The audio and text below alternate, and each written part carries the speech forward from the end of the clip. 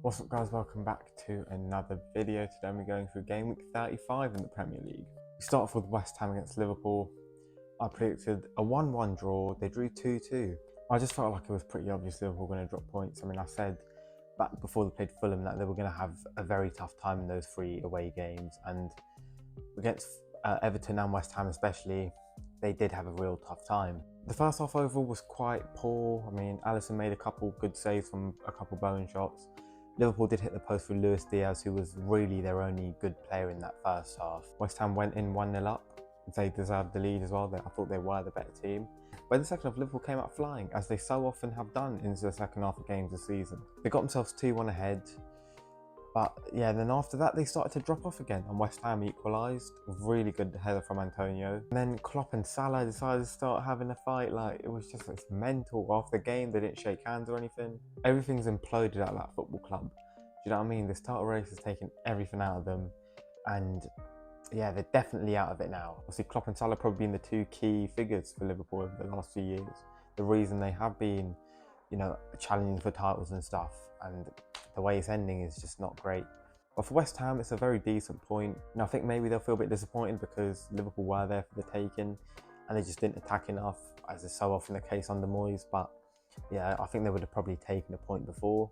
Fulham against Crystal Palace, a London derby between two teams who are going to be absolutely fine, don't really have anything to play for. I again predicted a draw, but this time I predicted 2-2 and it finished 1-1. Palace were by far the better team in the first half. At least they missed a really big chance. And Palace also probably should have had a penalty for a foul on Munoz, but wasn't given. And then in the second half, Muniz, the Fulham striker, has been in very good form, put them 1-0 up before Jeffrey Schlupp scored an absolute screamer to level it right at the end. Adam Wharton, once again, absolutely phenomenal in this game. Every week that passes, he strengthens his case for a place in that England team, and I think he should be going, but I don't think he will because I might be a bit too late, unfortunately, and Southgate just doesn't really pick new players, does he? For England, it's looking pretty like that Declan Rice will be the 6th, but if something was to happen to him or if he needed a rest, there's no one else that can do that role. Adam Wharton is perfect. Henderson will go along to play in that role, but Wharton is the future. He's a better player. He's been absolutely phenomenal in every single game he's played for Crystal Palace this season. He was fantastic at Blackburn before that. He should be going. Palace extend their good run of form. They're now unbeaten in 4 games. Manchester United against Burnley, I predicted a 3-1 Man United win, ended up being a 1-1 draw. The game started ferociously. Both teams had chances to win the first 2 minutes. And despite making a huge mistake for the Burnley penalty, was fantastic in this game, made some really good saves. Anthony finally scored a goal in the Premier League this season as well. But Casemiro, his fall off has been insane. Like it might be the biggest fall off of any player I've ever seen, bro. He is awful. He's been awful the whole season as well. He's just always out of position. It's so easy to get past him. Like, he can't move. And it was completely his fault with the penalty as well. Like, why are you trying to head it back to your goalkeeper when there's Burnley players in the way? Like, I know Onana shouldn't have punched one of them. That was incredibly stupid as well. But why is Casemiro not just heading it away? Incredibly stupid. He's a washed player. And in this game as well, he just constantly stepped into midfield and got beaten with one little sidestep, and then Man United were just completely open. Like, it was embarrassing. And Ten Hag as well, after this game, saying Man United are one of the most entertaining teams in the league. Like, what are you on about, mate? Like, you're entertaining because people laugh at you because of how bad you are. You're not good going forward. Yeah, you create no chances. In this game, yes, they did, to be fair, because Rashford wasn't there. But for the most part, you create no chances, and it's just like one pass and you bypass the whole midfield. It's embarrassing. Only one defeat in the last 8 for Burnley though. Again, it might have come a little bit too late, but they do play Forest in the last of the season. That game is going to be absolutely massive. Newcastle United against Sheffield United, I predicted a 4-0 Newcastle win. They did win by 4 goals, it was 5-1. And Sheffield United got off to a flyer, scored after about 3 minutes. And for the rest of the first half, they were the better team. Like, they had so many chances. Dan Burn at centre-back was absolutely phenomenal. He was a giant in there. Made so many key blocks. Alexander Isak, once again proving he's the best striker in the Premier League. He scored an absolute beauty and then scored a penalty in the second half as well. Isak's now scored in 7 home games in a row. And although the scoreline does suggest that Sheffield United were dreadful, they weren't. Up until about the 55th, 60th minute, they were really good. They were fully going for it. They had some huge chances. But Archer and Brereton Diaz were linking up really well. But they did crumble when Newcastle took the lead. And yeah, you just can't do that. It went from 1-1 to 4-1 in a very quick time. And Callum Wilson also came off the bench to get a goal. Harvey Barnes assist, really nice goal there. I think Newcastle are in pole position for 6th place. Given the way Man United are playing, that should be an easy win for Newcastle when they do meet. And this game officially saw Sheffield United relegated, but I think it's something that we've all known for a bit of a while now. Wolves against Luton. Bang this one, predicted 2-1 Wolves, it was 2-1 Wolves. First half was pretty end-to-end, both teams having some chances. For Wolves, it was nice to see Hwang and Cunha back in the lineup together for the first time in such a long while. Morris did get a consolation for Luton as well towards the end of the game, but they were 2-0 down at that point. And yeah, this was a game that I think Luton did need to win if they're going to survive, because Wolves have nothing to play for. You're not going to get much easier than that. Everton against Brentford, I predicted a 2-1 Everton win. They won 1-0. First half, Brentford were absolutely dreadful. It was all Everton, no shots on target, but they were the better side. Both McNeil and Garner hit the woodwork in this game, and they were both about 30 yards out front with their shots. It was like they almost scored 2 goals of the season in one game, but they both hit the bar. It was really unlucky. Gay scored a pretty nice goal as well. And Brentford did improve after Everton scored, but it was nowhere near enough. They didn't do it anywhere near enough to get anything from this game. And this result officially meant that Everton are safe. Sean Dyche deserves to be safe. He's been really good this season. I think Everton as a whole have been really good, with the exception of the front line. You know, they desperately need a striker. I know Calvert-Lewin has come into a bit of form lately, but it's just not consistent enough. Aston Villa against Chelsea, I predicted a 3-2 Villa win. Ended up being a 2-2 draw, and it was almost a 3-2 Chelsea win. Villa started the game really well, went 1-0 up within 4 minutes. But Chelsea took over after that point. They were by far the better team. Yet somehow at half-time, Villa were 2-0 up. It was a bit mad. Chelsea then got back into the game after Madueke scored a really nice goal as well. Brilliant press from Chelsea. You know, Gallagher, Palmer and Madueke all combined very well there.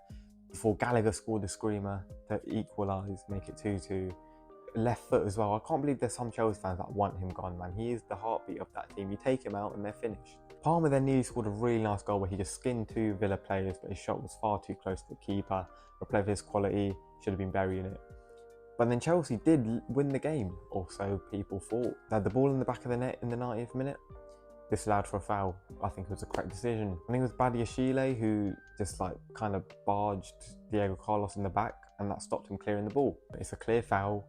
Shouldn't have been a goal, and it wasn't a goal. Fair play to the VAR team. I don't know why so many people think that was a bad decision. Villa definitely need to play better than that though, man. They were awful in this game. Bournemouth against Brighton, I predicted a 2-1 Bournemouth win. They won 3-0. This is what meant that Brighton are winless in 6 games and they only scored 2 goals in that time. If you remember back at the start of the season, Brighton were one of the teams who were scoring in every game. They were phenomenal.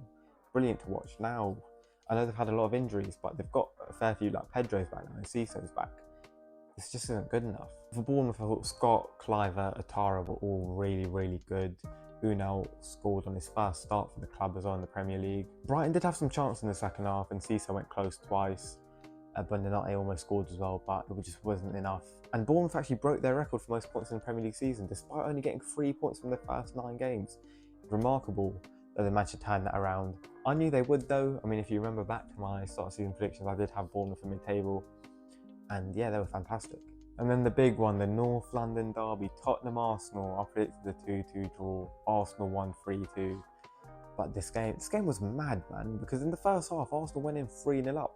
But they weren't the better side. Tottenham were the better side. They had more chances. They had the better chances.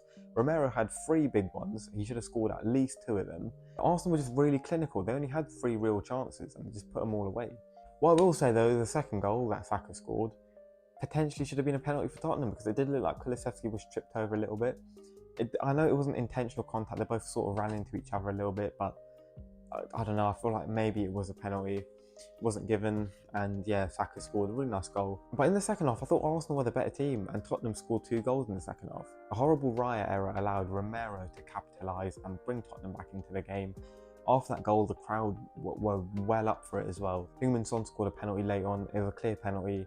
Declan Rice just kicked Davies. I love Declan Rice, but I don't know what he was doing there. But he did it right in front of Michael Oliver, who somehow didn't see it, and it had to go to VAR before he gave the penalty. It was so clear and obvious. I don't understand. He was right there as well. How did you miss that? And right at the end, I don't remember who it was. Someone put a cross in, and it almost went straight into the back of the net. Didn't, and Arsenal won the game. Huge result for them. You know, it really keeps them in the title race. This was the one game I think everyone was a bit nervous about. From an Arsenal perspective, at least, you know, a bit like, oh, we might drop points here, but They came through. The football Arsenal played this season has been really good. Like in this game, they defended a bit deeper. They weren't as proactive, but sometimes you have to do that. It's great to see some tactical flexibility from Arteta. But for Tottenham now, they've got a bit of a dilemma. They've got Man City coming up soon. If they lose that, their top 4 hopes are all but done. If they win that, they gift Arsenal the title probably. Obviously, if I was a Tottenham fan, I would want Tottenham to lose that match. If we swap the teams around, if Brentford were going for the title, QPR were going for top 4, I would absolutely want QPR to throw it, man. I would not care if we didn't get Champions League, as long as it meant Brentford didn't get the title. I don't care. You know, people mocking Tottenham for that, that's the whole point of rivalry. Like, you're not going to want your biggest rivals to win, right? Tottenham getting top 4 isn't a trophy.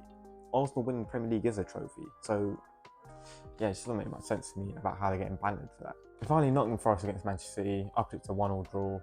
Ended up being 2-0 to Manchester City, but this game could have easily gone the other way and maybe should have gone the other way. Once again, it was an end-to-end game in the first half. Both teams showing real intent to win. Guardiola scored a brilliant header.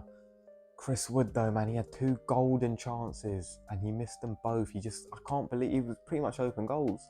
Murillo almost scored from 2 yards out. So I had so much money riding on this. So I had a £3 bet on Murillo to score 40 to 1 odds. I would have won 120 quid. We hit the bar, man. And I also had an ACCA going where I had Everton to win, I had Newcastle to win, I had Villa to win, but I froze it. So I froze it at 1-0, which means that it counted as a win. I had Bournemouth to win, and I had this game to be a draw. I would have won 150 quid. So I was so sad, man. But even in the second half, Forest were really good, and I thought Elanga had a very good game. Fortunately, Murillo went off injured in this game, and Haaland, on his return from injury, scored a really nice goal, to be fair to him. I have given him a lot of stick. I don't think he's anywhere near as good as certain people do, but he scored a really nice goal in this game. Honestly, on another day, Forest win this game. If Chris Wood did what he had been doing for the majority of the last few months, Forest would have won this without any question. But they didn't, and Manchester City go within 1 point of Arsenal with a game in hand. Title race is going right down to the end of the season. Anyway, that's what I thought of the game week. Let me know what you thought in the comments down below, and I'll see you soon for another video.